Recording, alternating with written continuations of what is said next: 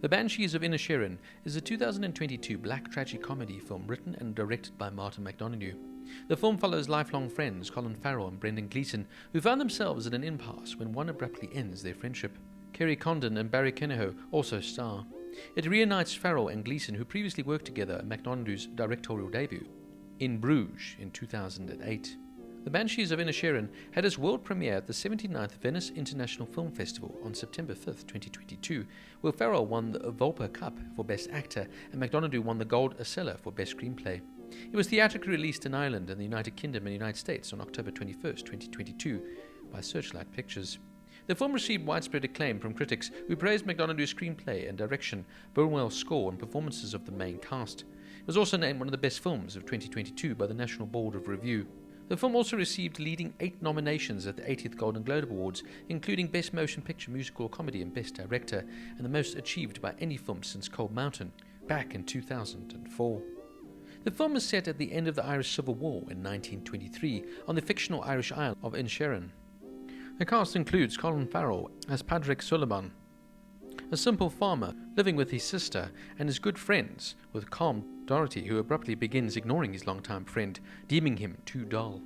Brendan Gleeson as calm Dorothy, a folk musician who abruptly begins ignoring his longtime friend Patrick. Kerry Condon as Siobhan Sullivan, Patrick's caring sister, and Barry Keoghan as Dominic Coney, a simple and troubled local boy who has issues with his father, who is a policeman. Some interesting facts about the film. The word banshee is anglicised term for Bansee from the Old Irish meaning woman of the fairy mound or fairy woman. She is the spirit of Irish folklore who heralds the death of the family member, usually by screaming, wailing, shrieking or keening. Colin Farrell had several incidents with animals during the shoot. Jenny, the miniature donkey, kicked him while he was hand-feeding her. Second, the dog portraying Brendan Gleeson's pet bit him. And thirdly, a horse leading a cart Farrell was in tried to reverse the cart into the ocean. Farrell even joked that the miniature donkey, Jenny, was the biggest diva on set. Now I found this to be somewhat of a strange and enigmatic film. On the one hand, you're witnessing very simple lives on this very small island, where people's only outlet is to, say, go to the pub and have a drink with each other and listen to Irish folk songs. But because of this simplistic way of life, it makes everybody quite complicated and almost lost within themselves, as they while away the days contemplating what actually lies next and if there will be any excitement in their otherwise dull and repetitive lives. It's excellent direction here by Martin McDonagh, and he really does know how to get the best out of these fantastic actors here in Brendan Gleeson and Colin Farrell. Farrell is for me one of the best actors going around at the moment. This man can literally play any role. And once again, he turns out a superb performance here. And you can see the chemistry he has with Gleeson. You can see that the two of them get on very well in real life. For me, this is a study of male loneliness and swallowed anger. It speaks to men's frustration within their own emotions that they cannot release. The film holds your attention throughout, and there are some scenes that will make you smile. There are other scenes, though, that will leave you somewhat feeling dismayed.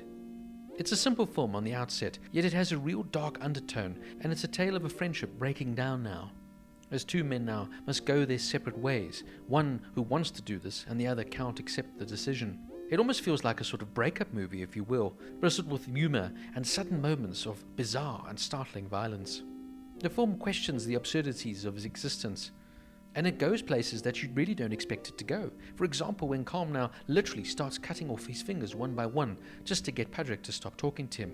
It's bizarre and strange to witness, and almost unbelievable. The film represents the metaphorical aspects of civil disobedience and internal protest between the sets of individuals. And what begins as sort of simple, dull story of just two men separating as friends becomes something more of a story of rage and resonance.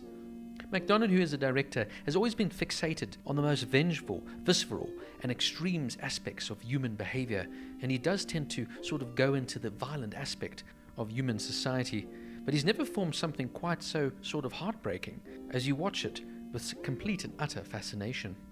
The film is sort of macabre in a sense. It's enigmatic and somewhat leaves you feeling, did I really enjoy this, or was I just interested in watching what is happening as I couldn't take my eyes off the screen? For me, the film left me feeling somewhat perplexed, as like I said, I could appreciate it for its fantastic filmmaking, wonderful performances, and beautiful cinematography, but in the same breath though, it's not a film that I could say I necessarily enjoyed, but rather appreciated. I didn't really find the film comedic at all.